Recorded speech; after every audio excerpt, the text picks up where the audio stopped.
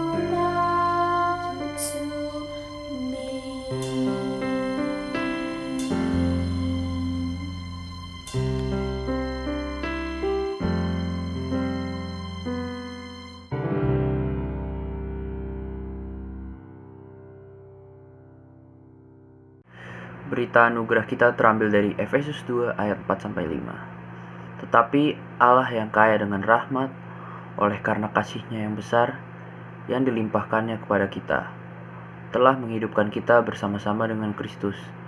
Sekalipun kita telah mati oleh kesalahan-kesalahan kita, oleh kasih karunia kamu diselamatkan. Mari kita bersama-sama mengakui pengakuan iman kita seturut dengan pengakuan iman rasuli.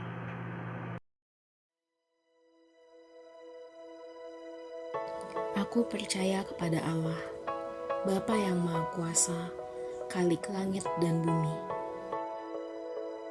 dan kepada Yesus Kristus, Anaknya yang tunggal, Tuhan kita, yang dikandung dari Roh Kudus, lahir dari anak darah Maria, yang menderita sengsara di bawah pemerintahan Pontius Pilatus, disalibkan, mati dan dikuburkan, turun ke dalam kerajaan maut. Pada hari yang ketiga, bangkit pula dari antara orang mati,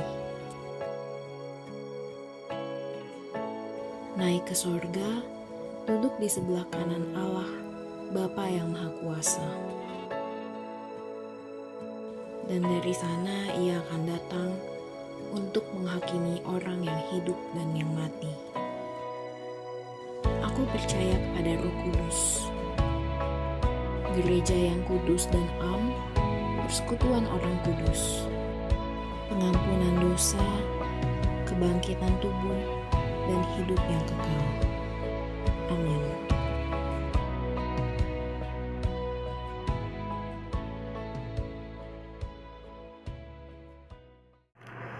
Tuhan kita adalah Allah yang setia, dan tentunya Allah kita juga adalah Allah yang suci.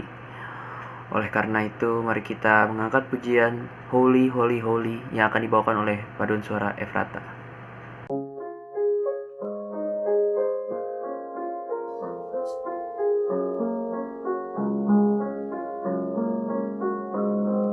Suci, suci, suci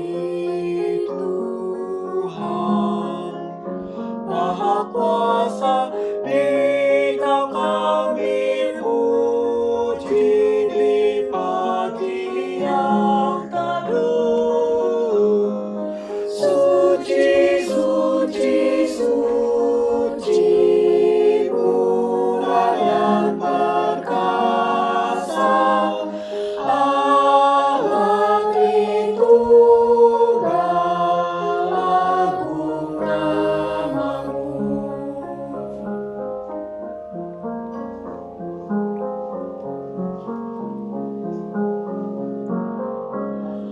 Suci, suci, suci, Kau kudus tersungkur, di depan tatamu memberi mahkotanya. Segenap malaikat sujud menyembah-Mu, Tuhan yang ada selama-lamanya.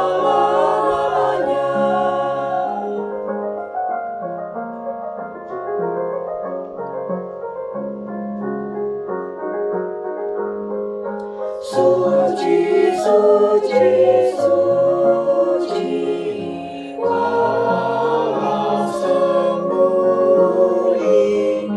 walau yang berdosa tampak wajah-Mu. Kau yang tetap suci, tiada tertandingi. Kau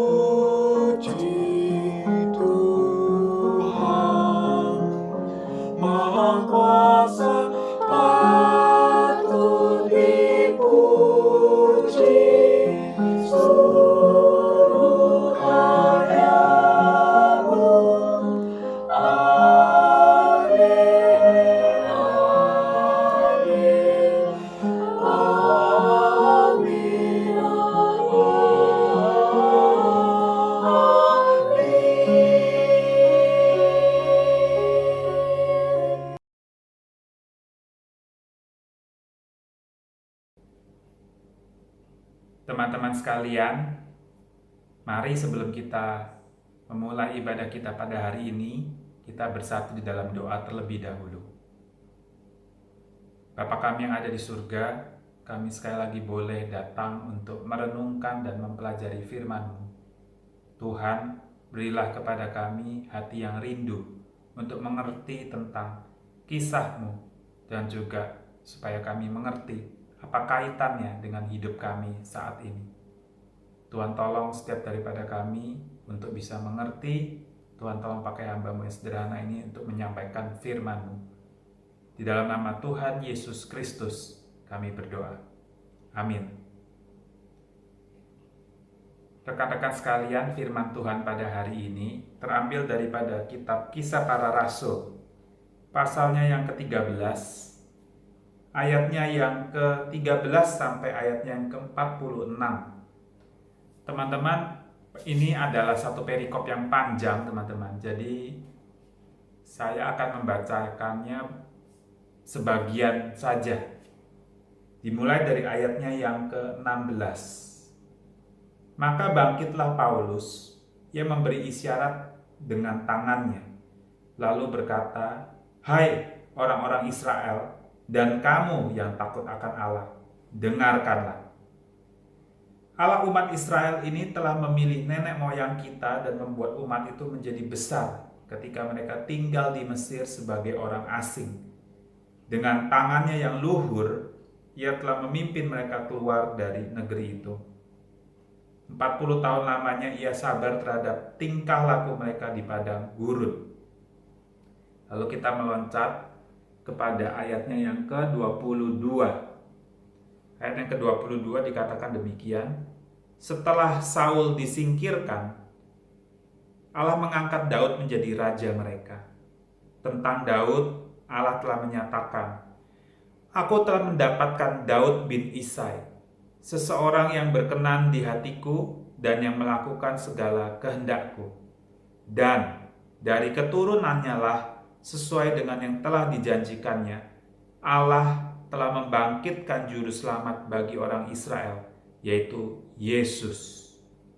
Lalu kita masuk lagi ke dalam ayat selanjutnya di ayat yang ke-26, teman-teman. "Hai saudara-saudaraku, baik yang termasuk keturunan Abraham maupun yang takut akan Allah, kabar keselamatan itu sudah disampaikan kepada kita.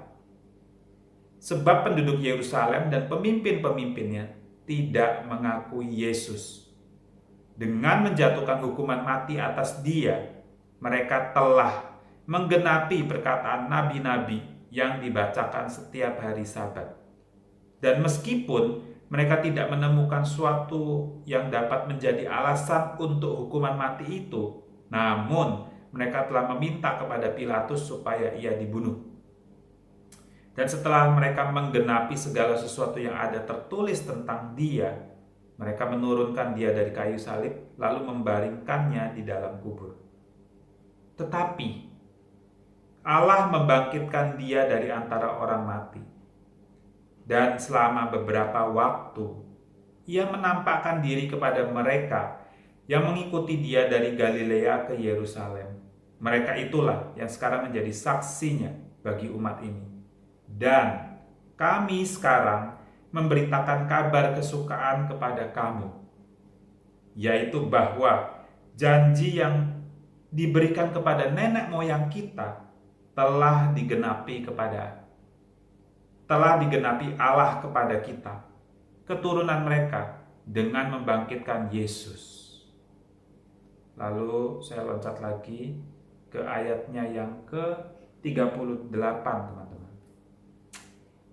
"Jadi ketahuilah, hai saudara-saudara, oleh karena Dialah maka diberitakan kepada kamu pengampunan dosa. Dan di dalam Dialah setiap orang yang percaya memperoleh pembebasan dari segala dosa yang tidak dapat kamu peroleh dari hukum Musa. Karena itu, waspadalah supaya jangan berlaku atas kamu apa yang telah dikatakan kitab nabi-nabi." Nah, teman-teman, terakhir di ayat yang ke-46, Tetapi dengan berani, Paulus dan Barnabas berkata, memang kepada kamulah firman Allah harus diberitakan lebih dahulu. Tetapi kamu menolaknya dan menganggap dirimu tidak layak untuk beroleh hidup yang kekal. Karena itu, kami berpaling kepada bangsa-bangsa lain. Demikian perikop yang akan kita renungkan pada hari ini, teman-teman. Ini adalah sebuah perikop yang sangat penting untuk kita pelajari bersama pada hari ini.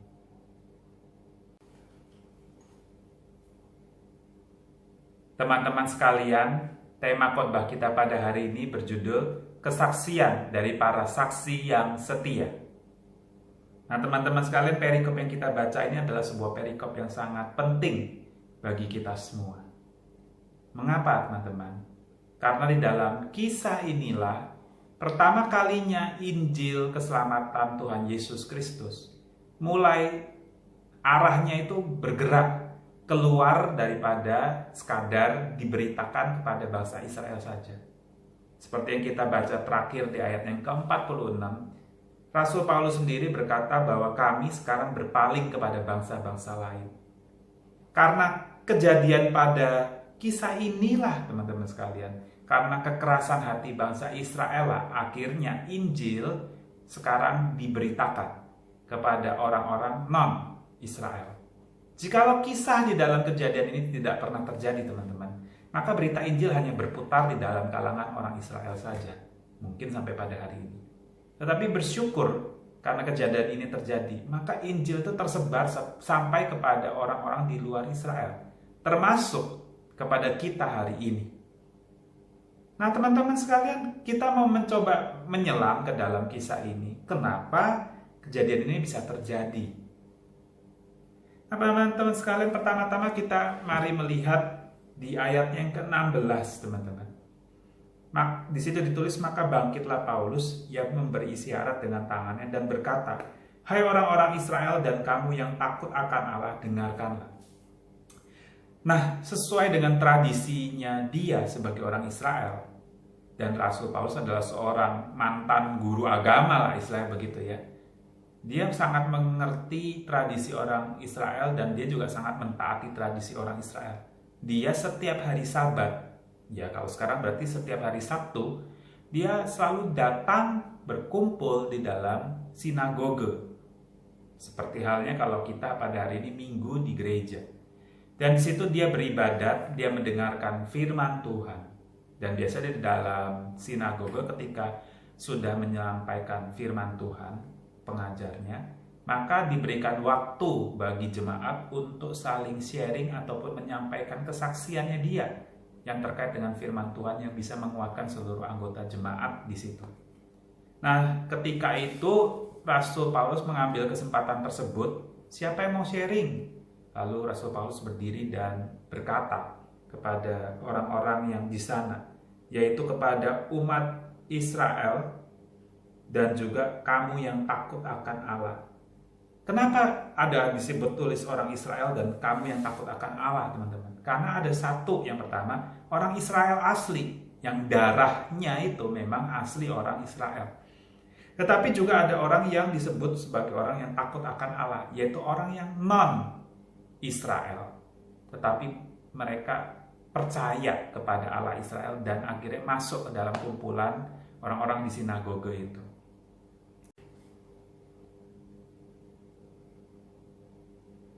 Lalu pertanyaannya adalah, hal apa sih yang hendak di-sharingkan oleh Rasul Paulus kepada orang-orang di sinagoge itu? Paling tidak kalau dari pembacaan di perikop ini kita bisa mengetahui dua hal yang hendak disampaikan oleh Paulus kepada mereka. Yang pertama adalah Paulus merasa bahwa dia mengetahui sebuah kejadian besar yang begitu penting yang mungkin orang-orang di sinagoge itu belum mengetahuinya, bahwa Tuhan Allah mereka, Tuhan Allah Israel yang sudah dari masa yang begitu lampau berjanji untuk memberikan keselamatan kepada mereka, itu telah tergenapi di dalam diri dan kejadian Tuhan Yesus. Nah, kejadian tentang Tuhan Yesus itu sendiri, rekan-rekan, belum tentu diketahui oleh semua orang Yahudi ataupun semua orang Israel dan semua orang yang beribadah kepada Allah Israel pada masa itu. Kenapa? Karena kondisi informasi dan juga komunikasi yang ada pada masa itu tidak semudah pada hari ini. Jadi orang dari satu kota ke kota lain, ataupun dari satu pulau ke pulau lain, satu wilayah ke wilayah lain, itu sebenarnya cukup terisolasi. Walaupun memang tetap ada yang namanya kurir ataupun penyampai pesan ataupun surat dan lain sebagainya. Tetapi berita-berita itu tidak sampai secara instan dan juga secara terbuka lebar. Jadi berita tentang kisah Yesus dan juga kejadian dia disalibkan, bangkit dan sebagainya, itu lebih terdengar seperti kabar burung daripada kabar yang faktual yang terlihat begitu nyata. Oleh karena itu tidak semua orang tahu, juga tidak semua orang itu percaya. Tetapi Rasul Paulus merasa bahwa dia tahu bahwa berita ini itu begitu penting dan real dan nyata dan faktual. Dan menurut dia, orang di sinagoge ini belum tentu semuanya mengetahui hal ini. Maka dia mau menyampaikan kepada mereka bahwa rekan-rekan sekalian, Tuhan Allah yang kita sembah itu telah berjanji kepada kita dari zaman yang lampau bahwa dia akan memberikan kepada kita juru selamat. Dan hal itu sudah terjadi di dalam diri Yesus dan kejadian yang dialami oleh Yesus. Maka berita kedua yang hendak disiaringkan oleh Rasul Paulus kepada mereka adalah, hai rekan-rekan sekalian yang sebangsa dengan aku dan yang juga mungkin tidak sebangsa dengan aku tetapi sama-sama menyembah Allah Israel, kalian harus dengan yakin menerima kabar ini. Karena ini adalah kabar yang terbaik yang bisa kita dapat. Seperti hal yang tercatat di dalam ayatnya ke-26. Hai saudara-saudaraku, baik yang termasuk keturunan Abraham maupun yang non-Israel tetapi takut akan Allah, kabar keselamatan itu sudah disampaikan kepada kita. Mungkin ketika rekan-rekan sekalian membaca perikop ini, kalian akan merasa kisahnya biasa aja dan saya bahkan hampir tidak mengerti tentang kisah ini. Tetapi rekan-rekan sekalian, pada hari itu sharing yang disampaikan oleh Paulus kepada mereka ini benar-benar powerful, teman-teman. Sangat menggugah hati mereka, membangkitkan semangat mereka, dan juga menimbulkan pengharapan di dalam hati mereka. Terbukti di ayat yang ke-42 itu dicatat begini. Ketika Paulus dan Barnabas keluar, mereka diminta untuk berbicara tentang pokok itu pula pada hari Sabat berikutnya. Saking menariknya dan powerfulnya teman-teman, sampai mereka suruh minggu depan cerita lagi ya. Kenapa bisa begitu teman-teman? Karena apa yang disampaikan oleh Rasul Paulus ini sangat terkait dengan identitas, dengan sejarah, dan eksistensi daripada bangsa Israel itu sendiri. Bangsa Israel, identitasnya, itu tergantung kepada Tuhan Allah Israel. Dan identitas mereka sangat tergantung kepada janji daripada Allah Israel itu sendiri. Mereka adalah bangsa yang sejarahnya udah sangat panjang, teman-teman. Dan Tuhan dari zaman dulu banget sudah berjanji kepada mereka akan memberikan pembebasan, memberikan kepada mereka damai sejahtera dan keselamatan. Tetapi sayangnya di sepanjang sejarah mereka bolak-balik tidak taat. Mereka jatuh dalam dosa. Dan mereka juga dihukum oleh Tuhan. Bertahun-tahun, berabad-abad dijajah dari satu bangsa kepada bangsa yang lain. Sehingga mereka itu seperti sebuah suku bangsa yang putus asa. Jadi ketika mereka mendengar perkataan daripada Paulus, rekan-rekan sekalian, janji Tuhan yang dulu itu sudah tergenapi loh. Saya saksi matanya. Dan hal itu terjadi di dalam diri Yesus. Hal itu membuat orang-orang pada saat itu terkejut. Masa sih janji Tuhan yang gak kunjung datang itu terjadi di dalam masa hidup saya saat ini? Sharing daripada Rasul Paulus ini sendiri, saking luar biasanya, itu menimbulkan banyak tanda tanya di dalam diri pendengarnya. Oleh karena itu, Rasul Paulus berusaha menyampaikan pesan ini sesingkat mungkin dan juga serapih mungkin, supaya jemaatnya itu bisa benar-benar mengerti dan akhirnya bisa memutuskan dia mau percaya atau tidak terhadap pesan yang disampaikan oleh Rasul Paulus ini. Yang pertama, dia membaginya sesuai dengan asal-usul daripada bangsa Israel, dan kemudian dilanjutkan asal-usul daripada Yesus, terkhusus asal-usul pelayanan Tuhan Yesus. Di bagian pertamanya dia menceritakan tentang asal-usul bangsa Israel, mulai daripada mereka keluar dari Mesir sampai kepada Raja Daud, di mana pada saat itu Tuhan berjanji kepada Raja Daud bahwa kelak juru selamat datang daripada keturunan Daud. Lalu disambung oleh Rasul Paulus dengan asal-usul daripada Yesus, terkhusus pelayanannya.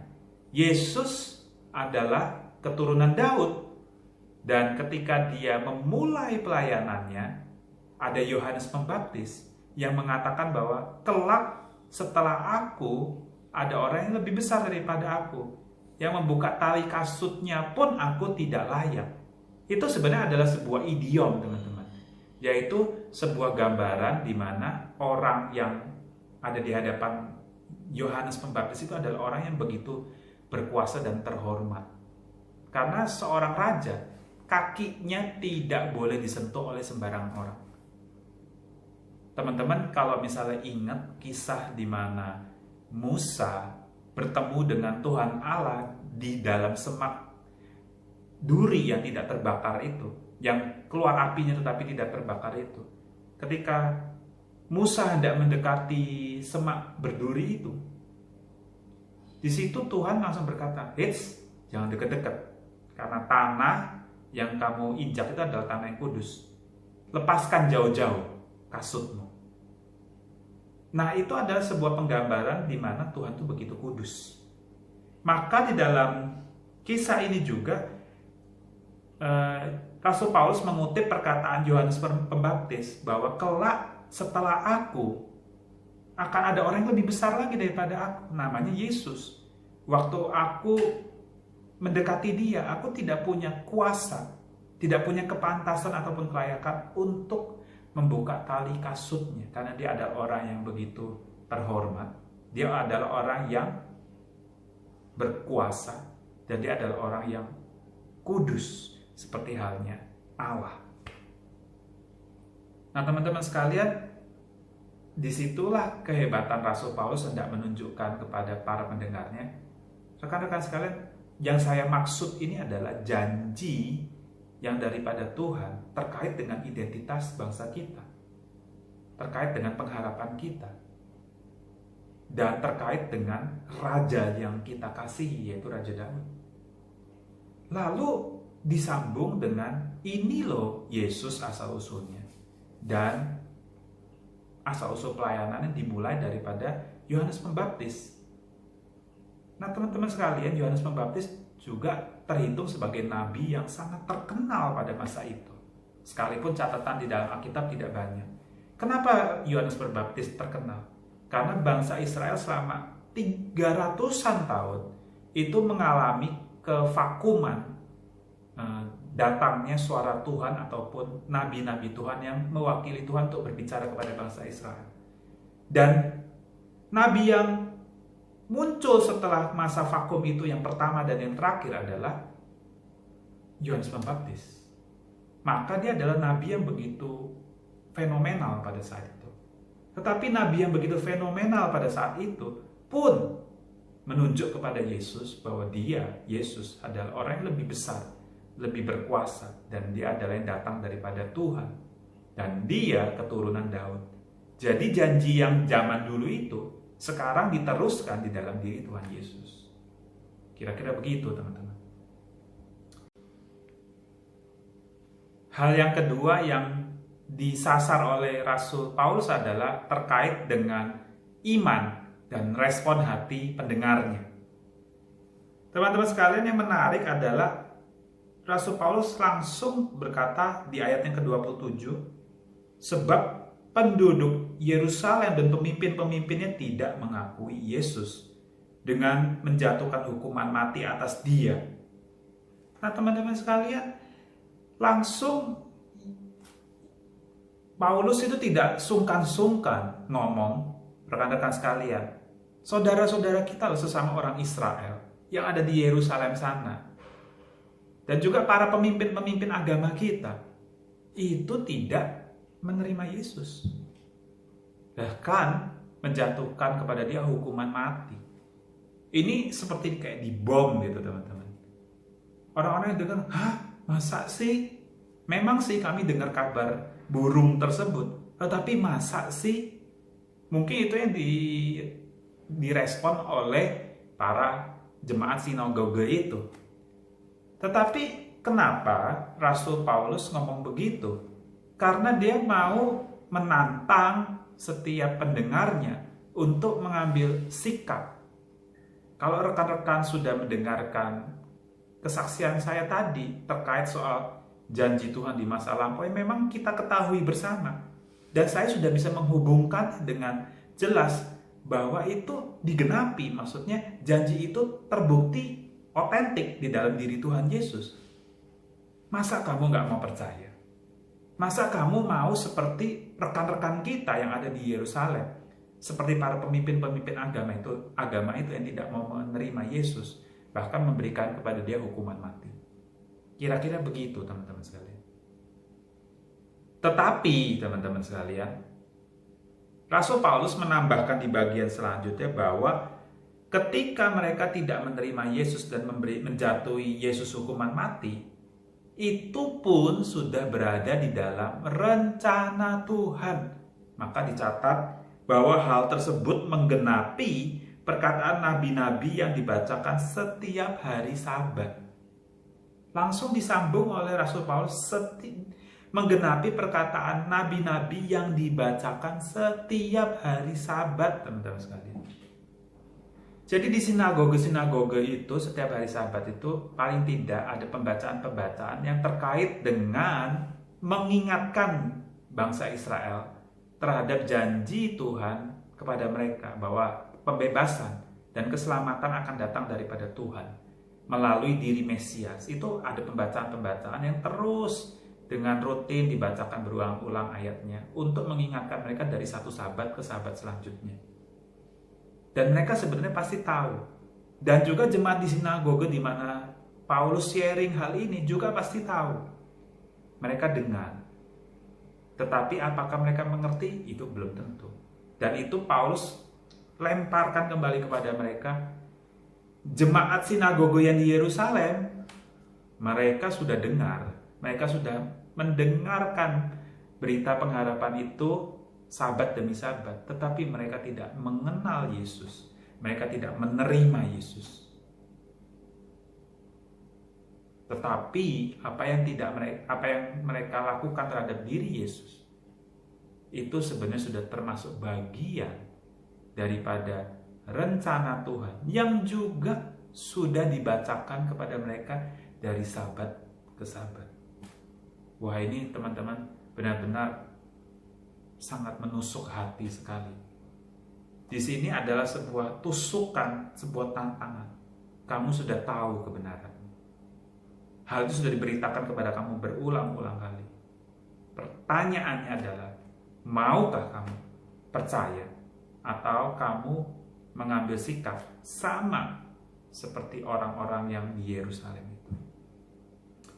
Nah, teman-teman sekalian, hal itu tidak berhenti sampai di sana. Tetapi disambung lagi bahwa Yesus itu bangkit. Yesus itu bangkit. Dan ketika dia bangkit, dia menampakkan diri kepada murid-muridnya, yaitu orang-orang yang mengikuti dia dari Galilea sampai ke Yerusalem. Nah teman-teman, orang yang mengikuti Yesus dari Galilea sampai ke Yerusalem, jangan teman-teman pikir cuma 12 murid Yesus. Masih ada begitu banyak kerumunan orang-orang yang mengikuti Yesus, yang walaupun tidak dicatat di dalam Alkitab. Walaupun memang pada kejadian Yesus disalib, mereka tercerai-berai, tetapi ada begitu banyak orang, begitu banyak murid-murid yang mengikuti Yesus, dan Yesus sendiri yang sudah mati di atas kayu salib itu dikubur, ternyata dia bangkit dan menampakkan diri kepada banyak orang, kepada para pengikutnya itu. Nah teman-teman, ini adalah sebuah tantangan iman juga, karena warga sinagoga di tempat di mana Paulus sharing ini, tentu mereka cuma mendengar kabar angin. Dan mereka tidak pernah melihat di dalam seumur hidup mereka ataupun di dalam sejarah mereka ada orang bangkit dari kematian. Jadi hal itu adalah sesuatu hal yang ya kamu putuskan sendiri. Kamu mau percaya nggak bahwa Yesus itu orang yang bangkit dari kubur? Ini juga adalah sebuah tantangan yang sangat sulit untuk bisa kita terima, bahkan sampai kepada kita hari ini. Tidak pernah kan kita melihat orang mati bangkit dari kubur. Maka teman-teman, ini adalah sebuah misteri yang ada di dalam agama Kristen. Misteri yang menjadi bagian daripada iman kita, yang kita hanya bisa percaya sesuai dengan kesaksian Alkitab, tetapi tidak pernah bisa dibuktikan secara saintifik. Dan ini adalah bagian daripada iman kita yang terus menerus sampai hari ini selalu diserang oleh dunia. Perhatikan teman-teman sekalian, iman kita sebagai orang Kristen sangat tergantung daripada kebangkitan Yesus dari kematian. Ketika Yesus tidak pernah bangkit, maka iman kita itu sia-sia. Dan inilah yang kita pegang, dan inilah yang kita pertahankan di hadapan dunia yang akan menertawakan kita. Hahaha, orang Kristen percaya orang mati bangkit. Problem yang sama, tantangan yang sama juga diberikan oleh Rasul Paulus kepada orang-orang di sinagoga itu pada hari itu.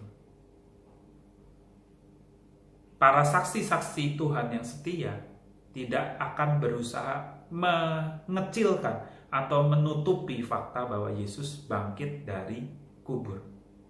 Ketika kita bersaksi tentang Tuhan Yesus, pasti kita juga harus bersaksi tentang kebangkitannya. Dan ini adalah sebuah kesaksian yang akan ditertawakan dunia yang tidak percaya akan mujizat kebangkitan. Nah teman-teman sekalian, hal itu benar-benar diadres, benar-benar ditantang oleh Rasul Paulus kepada warga sinagoga pada saat itu. Dan juga mungkin kepada kita. Teman-teman lihat di dalam perikop ini berapa banyak ayat-ayat yang dikutip oleh Rasul Paulus untuk menantang hal tersebut. Misalnya di ayat yang ke-33, telah digenapi Allah kepada kita, keturunan mereka, dengan membangkitkan Yesus seperti ada tertulis dalam Mazmur kedua. Anakku engkau, aku telah memperanakkan engkau pada hari ini. Allah telah membangkitkan dia dari antara orang mati dan dia tidak diserahkan kembali kepada kebinasaan. Hal itu dinyatakan oleh Tuhan dalam firman ini. Aku akan menggenapi kepadamu janji-janji yang kudus yang dapat dipercayai yang telah kuberikan kepada Daud. Sebab itu ia mengatakan dalam Mazmur yang lain, engkau tidak akan membiarkan orang kudusmu melihat kebinasaan. Lalu turun ke bawah lagi ke ayat yang ke-40. Karena itu waspadalah, supaya jangan berlaku atas kamu apa yang telah dikatakan di dalam kitab nabi-nabi. Ingatlah, hai kamu penghina-penghina, tercenganglah dan lenyaplah, Sebab aku melakukan suatu pekerjaan dalam zamanmu, suatu pekerjaan yang tidak akan kamu percayai jika diceritakan kepadamu. Maksud Rasul Paulus mengutip ayat-ayat ini adalah untuk mengatakan, di antara kalian akan ada yang percaya, tetapi di antara kalian juga ada yang tidak percaya. Dan semua ini sudah ada di dalam rencana Tuhan. Dan betul rekan-rekan sekalian, ada sebagian daripada orang-orang di sinagoge ini yang tidak percaya kepada Tuhan. Mungkin mereka sulit untuk menerima fakta Yesus adalah bukti penggenapan janji keselamatan Tuhan yang daripada masa lampau. Mungkin daripada mereka juga ada yang sulit untuk percaya bahwa Yesus adalah keturunan Raja Daud. Mungkin juga ada daripada mereka yang sulit untuk percaya bahwa Yesus adalah anak Allah. Dan banyak daripada mereka yang juga mungkin sulit percaya bahwa dia mati dan bangkit dari kematian. Tetapi ada satu hal yang juga ironis yang dicatat di dalam kisah ini. Sebagian daripada mereka menolak kabar anugerah ini karena mereka iri. Para pemimpin-pemimpin sinagoge ini sudah suka mereka memiliki banyak pengikut. Begitu kabar Injil ini diceritakan dan banyak yang percaya, mereka kehilangan pengikut. Berarti pemimpin-pemimpin ini bukan pemimpin-pemimpin agama yang sejati. Mereka mengumpulkan jemaat bukan demi membawa jemaat untuk mengenal keselamatan dan janji keselamatan Tuhan yang ada di dalam firman Tuhan, tetapi mereka mengumpulkan demi kepentingan sendiri. Begitu ini berita Injil disampaikan dan mereka terancam, mereka menjadi iri dan menolak berita keselamatan tersebut. Ya, apapun alasannya, rekan-rekan sekalian, ada daripada sebagian mereka yang tidak bisa percaya. Dan yang saya mau garis bawahi adalah semua itu sudah ada di dalam rencana Tuhan. Rekan-rekan sekalian, kita untuk menjadi saksi-saksi Allah yang setia, menjadi saksi-saksi Allah yang sejati, pertama-tama itu semua tergantung kepada rencana Tuhan. Akan ada daripada kita yang percaya, akan ada daripada sebagian kita yang tidak bisa percaya. Seorang saksi Allah yang setia dan sejati adalah orang yang percaya bahwa Yesus adalah anak Allah. Yesus adalah penggenapan janji keselamatan Tuhan yang sudah dijanjikan daripada masa lampau. Dan yang paling penting di antara semua itu adalah Yesus bangkit daripada kematian. Kita sebagai seorang saksi Allah yang sejati harus mengabarkan berita ini sampai seumur hidup kita. Kita tidak boleh malu, kita tidak boleh mundur, sekalipun ditertawakan oleh dunia. Dan seorang saksi Allah yang setia dan sejati adalah saksi yang tidak menggunakan kemampuannya, statusnya, dan otoritasnya dia untuk mengumpulkan pengikut demi dirinya sendiri, seperti yang tercatat di dalam kisah ini. Saksi Allah yang setia harus membawa orang untuk mendengarkan berita Injil ini dan datang kepada Tuhan Yesus sendiri. Pertanyaannya bagi kita semua sekarang adalah, siapakah kalian? Kalian adalah saksi Allah yang sejati, atau kalian adalah orang-orang yang tidak bisa percaya? Biarlah kiranya firman Tuhan pada hari ini memberkati kita semua dan menegur kita semua. Tuhan Yesus memberkati kita. Amin.